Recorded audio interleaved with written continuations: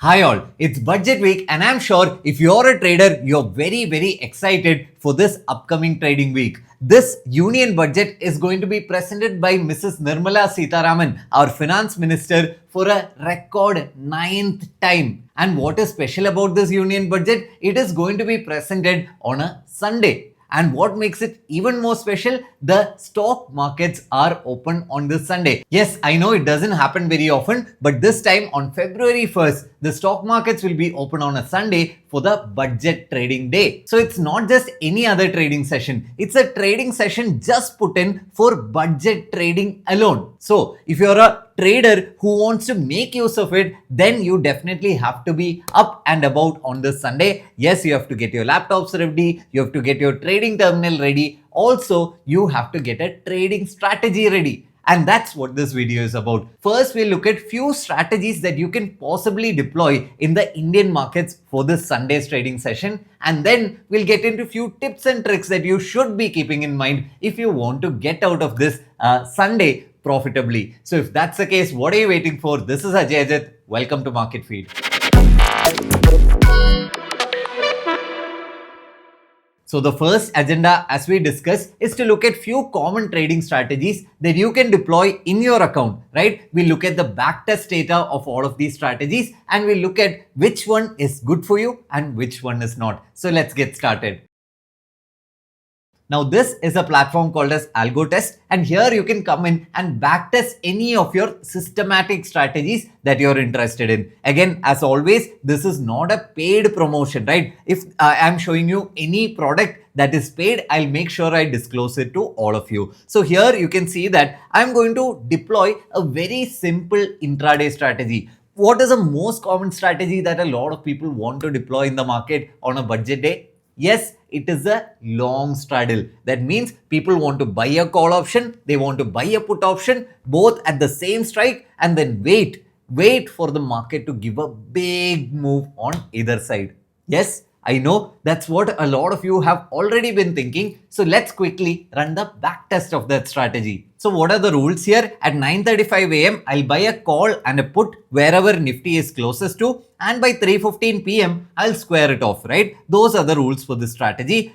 You can see here, this is the strategy that we have deployed. And if you come down here into the results, you can see something interesting, right? I have run this backtest from 2019 to 2025, by the way. 2019, small profits in 2020 again. 2021, the year of the second Nirmala Sitharaman candle, you saw a huge profit that day, right? But then if you're looking at every single year after that, you can see losses and losses. So what is happening here? An overall loss of nearly 33,000 rupees in your deployed strategy, if this is the strategy that you want to run in your account. I know a lot of people who have come into the market after COVID, they would be remembering this 2020 and 2021 year. The strategy did work then. It did work in those years, but you can see every single year after that, the strategy has not worked, and you definitely should be keeping this in mind when you decide to trade on this particular day. So that's the first strategy, the long straddle strategy.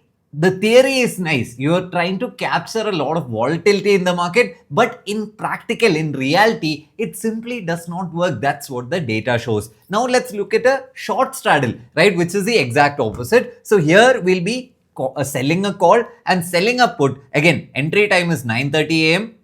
The exit time is 3:15 p.m. There is no stop loss, right? I'm just going to sell a call and I'm going to sell a put, and I'm going to do it only on the budget days. Let's see what happens here. So theoretically, this is the exact opposite of a long straddle strategy, and hence you can see the profit is what we had as loss earlier. You can see we have a good profit, right? A 33,000 rupees profit. We have a good win percentage, 62%, only a 37% loss here. And you can also look at, hey, earlier in those strategies, we had 21 and 20 as profits. Here we have them as losses, but every single year after that is good profits, right? Good profits, the exact opposite strategy of what we deployed earlier. But what do you think is a problem here? I've not added any stop loss into the strategy. So in between the entire day, you'll be seeing wild swings. You'll be seeing wild swings in your PNL, and maybe if you're even keeping a stop loss, which you should be, you'll also be hitting your SL.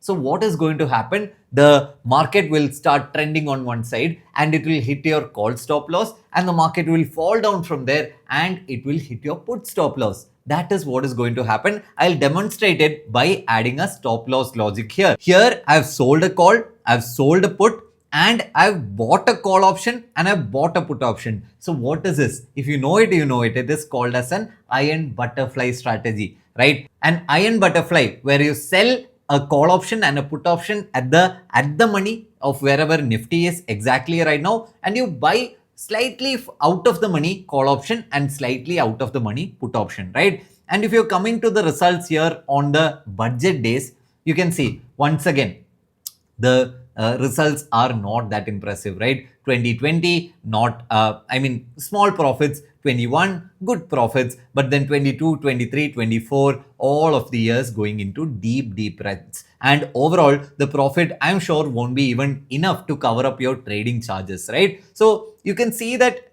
a pattern is consistently being followed. Whatever you might think of a day like the budget day, that usually won't happen, right? You won't be able to predict the markets in such a way that, hey, I'll run a simple strategy on this day and I'll make a lot of money. Now here we also need to try and understand why exactly these two strategies have failed. So in the case of the first strategy, what are you trying to bank on? You're trying to bank on the fact that Nifty will give a huge move in either of the sides in every single budget day.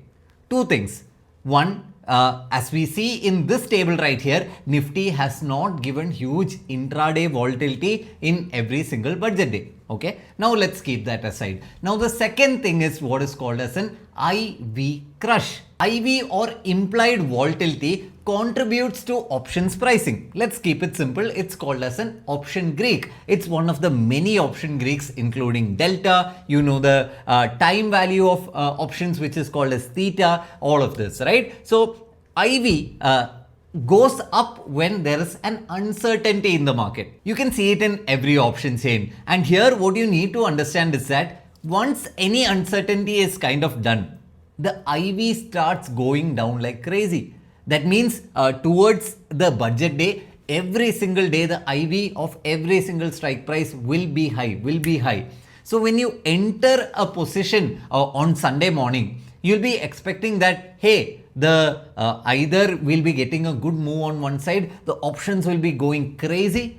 But then with the IV crush, that is a volatility crush which comes into the market, the unexplained or the unexpected event being done, the option premium naturally comes down, right? The volatility naturally comes down. So even if you get a good move on one side, you might see that options prices do not move in the way that you were hoping, that you were expecting, that normally it moves in every other day. Budget days are built different. So then you can talk about the second strategy, which is the straddle strategy, where you benefit out of an IV crush. Now the only downside here is that any volatility throughout the day will end up with you hitting your stop losses. So even though you might have taken the right trade, the stop losses can get triggered. And if you're not having stop losses, it can become very risky. Imagine a 3%, 4% move. Even though it is unlikely, as we know, what if it happens, right? So we definitely do not want that. We'll be keeping a stop loss. If we keep a stop loss, the day will be very volatile. The premiums will be very volatile that it might hit your SL. So this is the reality behind these two option trading strategies. I think that's where we need to go into the third strategy, which I've personally seen working for a lot of traders and seen people actively making money on budget days with this strategy. So with that, let's look at the third realistic strategy that you should be knowing before going into Sunday's budget trading session. So what's the catch here? What sort of traders have I personally observed making money in the market? These are good traders who can observe the market, who can judge the market for its direction and quickly get in and out of trades. So that means if you're a scalping trader, again, if you're a professional, serious scalping trader, you might make some money on a budget day. I've seen it happen, but I've also seen a lot of people lose a lot of money on budget days. I get personal messages every single year. Hey Ajay, I lost this much amount. I lost X lakh rupees. What do I do? These are people who have been trading for the very first time on a day as crucial as a budget day. You can see what happened, right? They wanted to make a lot of money. They were very curious and they saw that this one special trading session could be a life-changing event for them. And what happened to them? It indeed turned out to be a life-changing event, but not in the positive way. So all of you have to keep in mind, right? If you're a good trader, if you have observation skills, if you already are making profits in the market, if you are already a very keen observer of the market, you can decide to trade on the budget day. But otherwise it might be just perfect if you stay out of the market. So now you understood few strategies which are theoretically possible to trade on a budget day. Again, if you want to check out the platform, you can come test it out. Few backtests are free, I think. Again, it is not a paid promotion. So I want to get into the second part of the video here. Super important. Make sure you listen to the very end of it. The 3 universal traps that people fall in. One is herd mentality. That means you hear a lot of noise, you hear a lot of news coming in, you hear a lot of Twitter posts, you see a lot of Instagram posts and YouTube videos on budget trading sessions, and you also decide, hey, I should also be trading in the budget. I should also be making a lot of money in this budget. Hero or zero calls. Right? That is a herd mentality kicking in. Just because another person did something does not mean that you also have to follow. Right? If you're just a beginner trader, if you're just starting off, it is perfectly okay to just keep your laptops closed on the Sunday and just to chill out with your friends and family as you always do. Now, the second trap that people fall into is action bias. Again, people think that sometimes I have to do something, right? I'm a trader. I decide I want to trade on the budget day. I open my terminal, then I'm sitting there, okay, waiting for my perfect trade. And just by sitting there, people actually get bored. Tell me if it has happened to you. Tell me honestly in the comments down below if you have also taken a trade just for the sake of taking a trade. In fact, I have also done it, right? It is called as action bias. Sometimes inaction is the best action. That means even if you decide to trade on that day, only if you see an amazing opportunity where the risk to reward is good, the setup is good, everything has come into the right place at the right time, then you can decide to take that trade. Otherwise, there is no problem in just watching the market, learning from it and not taking any trade at all. So inaction is sometimes the best action. Make sure you have this in your head. Now, the third trap that I see a lot of people fall into is a story addiction. That means in budgets, especially in budgets, a lot of stories are told by the finance minister, right? This year, we are going to support the defense sector. This year, we are going to support the petroleum industry.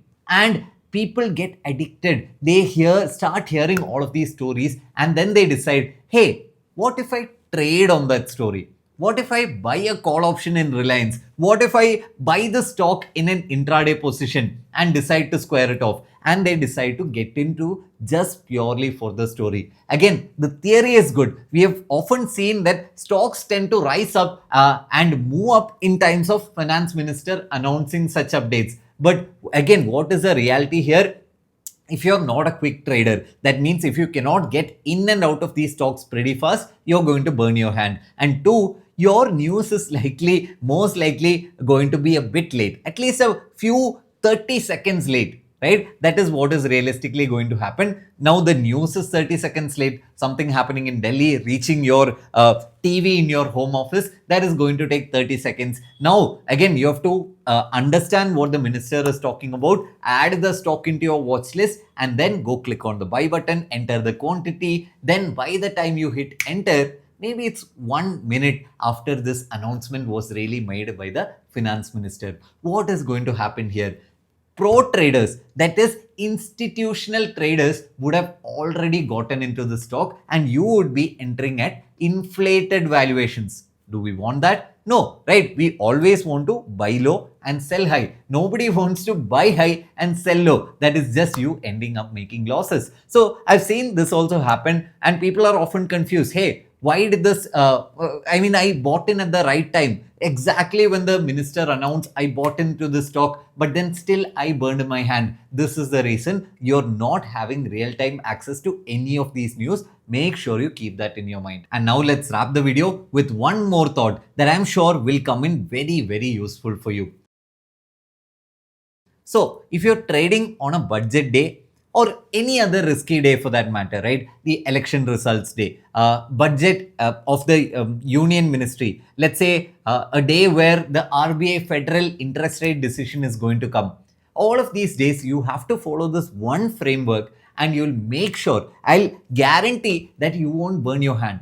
And the rule here is that follow proper risk to reward.